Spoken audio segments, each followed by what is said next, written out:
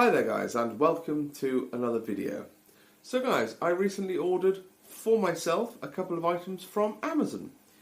I ordered a Sony ICD-PX240 digital dictation machine, thus, nice looking bit of kit, and to go with it I ordered myself a K&F Concept lavalier microphone, thus.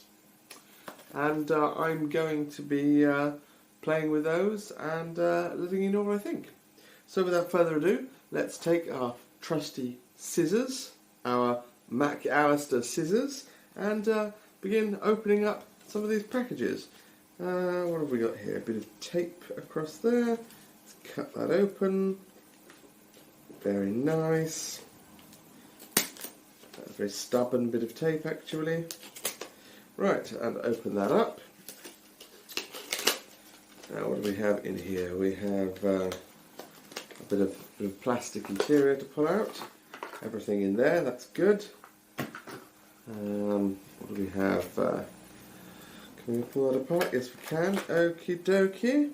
It appears that it comes with a couple of batteries, a couple of Sony brand AAAs, which I saw stashed somewhere because I have a nice little Sony pouch here that I already have some rechargeable Energizer batteries, because you should always use rechargeable batteries where you can.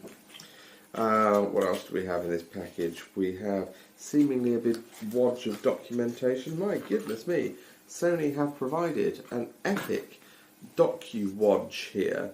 That is quite a lot of documentation. By the looks of it, it is just lots of languages. Yes, that's quite a few different languages that Sony have been good enough to provide me with. Everything from Latvian, Estonian, Russian, German, but yes, at least we do have something in Great British English. But I'll probably just wing it. I mean, what could go wrong? We have a USB cable to attach it to the computer. Retro, this is mini USB. I have not seen much that hasn't been micro USB or USB-C recently, but hey, I guess they don't need to really change the design of what is effectively a MP3 recording device, because what innovation is there to make? It has a bit of plastique over the screen with some pretend output, because you wouldn't be able to imagine what it could possibly look like otherwise, but here's what it looks like. It is extremely lightweight. I think most of the weight is going to be made up by the batteries, so that's good. Bit of plastic and a European guarantee information document, so that's good. Next package, the K&F Concept lavalier microphone. There was no major sealage on there to cut, so we'll just pull that open. There we go. Slide out type box, fairly ordinary. And there we have in the box, yes, a kind of a holding bit, and a bit of plastic over the top. And then, yes, the microphone is presented atop of a piece of card. So we'll just pull that off there. It's held in place by the clip that it would use for normal operation. So we'll separate that for its packaging. There we go. So there is our microphone itself, with a little clip to attach it to one's lapel area, and with a jack on the end to plug it in. Some other cables here with it. There's that looks to be a microphone and headphone to 3 connector type thing, presumably for monitoring one's audio. We have the fuzzy bad boy for wind-based operation there, a replacement for the one that's on there presumably. What looks to be simply an extension cable. That's good. Some other kind of cable, maybe that's a 3 connector to 2 or something. And we have a manual perhaps. Yes, we do have a full manual here, which is such small text, it would take a young man to read it. Oh, and they appear to have provided us with a very nylon-y bag, not dissimilar to the Sony bag that I have here with my batteries in it. So that's nice and shiny, like a magician's suit. Good. Right. Well, I think the best thing for me to do is probably just to go away and press some buttons on here and see if I can figure out how it works. As I said earlier, what could go wrong?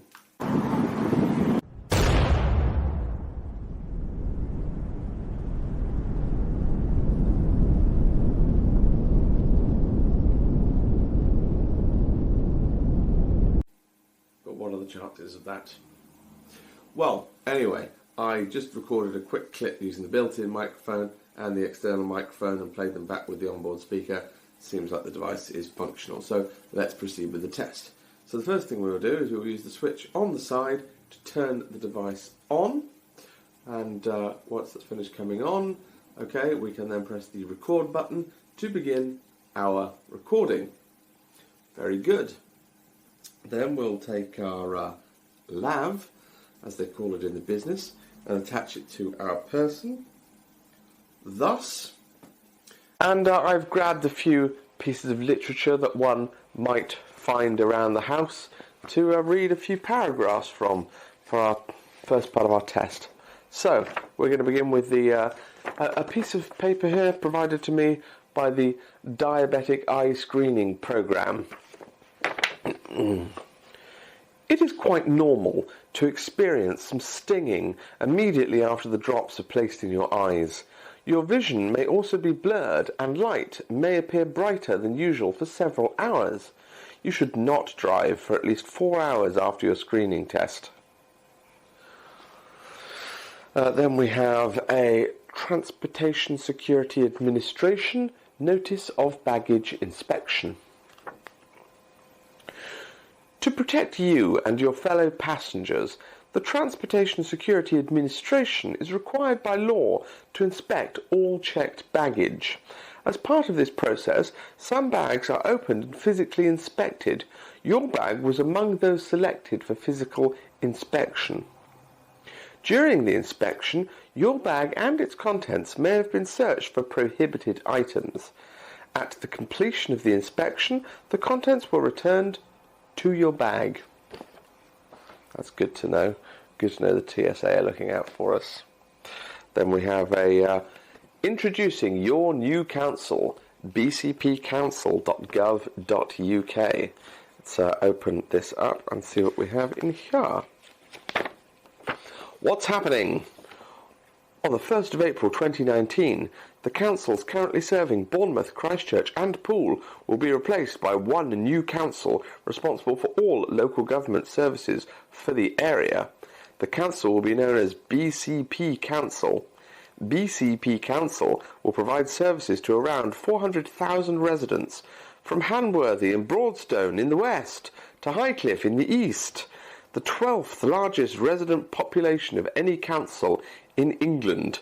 The top priority for day one of the new council is that services continue to be provided as normal. Well, I certainly feel a lot better knowing that.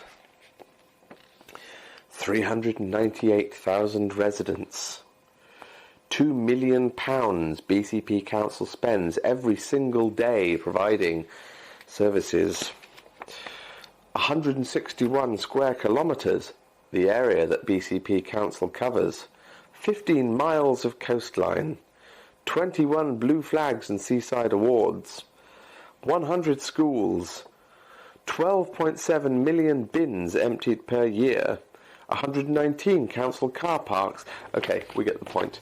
That's all very good, very exciting. Britain first. No, this is bollocks. I'm not going to read any of this. Apparently Britain is full up and overcrowded and immigration is out of control. Britain first, my arse. Right, I suppose for second part of the testing, we probably ought to don our outdoor garb and take it for a spin in a slightly noisier surrounding. So let's do that. So, here we are on Poole Road. Westbourne behind me, the triangle ahead of me. This is always quite a challenging section to record audio on because there's usually a continuous stream of cars and or buses making quite a bit of noise in the background. So yes, we'll see how that works out. Though up until about 30 seconds before I started recording, there was a continuous stream of cars in both directions, and now for some reason it's quietened down. For my next trick, I thought it might be fun to stand in front of an industrial tree chipper and see how the sound of that came through, or whether my voice was still audible nonetheless. Certainly, it seems pretty bloody loud to me. That really was some jolly super wood chipping. Anyway, next location, here I am atop the West Cliff, where it is windy at times. Wind is usually one of my more challenging audio recording environments. We're also seeing, of course, the other advantage of using separate audio recording equipment secreted about my person, and that is that I can stand wherever I want relative to the camera. That is convenient. Forget the wind of the cliff top though. If we want a real wind challenge, it has to be the wind of the seafront, combined of course with the sound of the waves crashing down behind me. So hopefully the microphone is picking up things fairly well. It reminds me that last year, I think it was last year, I did a video about people's inability to use pavements correctly, and I did that while walking along the beach, and I was quite horrified to get home and find out that the audio was completely inaudible, which was a shame. Yeah. Oh, I do like to be beside the seaside. Oh, I do like to be beside the sea. Actually, no I don't. It's hot as bone, there's too many people, and the sand is just absolutely knackering to walk on. So I do not like to be beside the seaside. I do not like to be beside the sea. But, you know, horses for courses, isn't it? Bournemouth's Pier Amusements. Now, it's certainly no Las Vegas, but it is fairly noisy, and so that's always a bit of fun. Yeah, it's really not Las Vegas in any regard, but it's alright. I'd rather be in Las Vegas. Right, I'm going to Las Vegas. Walking around with the Xiaomi on a gimbal recording does require a little bit of tenacity. People look at you as if you are well dodged. I mean, some of the looks I get is as if I just walked into someone's changing room with a camera. But what I'm not sure of is whether or not having a microphone attached to me makes me look more legitimate or even dodgier. And that about completes the second phase of the testing. Well, I would have to say that I am quite satisfied with my Sony recording device, and that for a cheap as bone microphone, this is actually not bad at all. I'm certainly hoping that the acquisition of this new apparatus will mean that the audibility of my audio is somewhat improved over perhaps what it has been in previous videos. But guys, you'll have to let me know in the comments what you think. Anyway guys, that is all we have time for today. I do hope you found the video interesting and informative, and I do look forward to seeing you in the next one. But for now guys, there is nothing left for me to say except, oh, goodbye.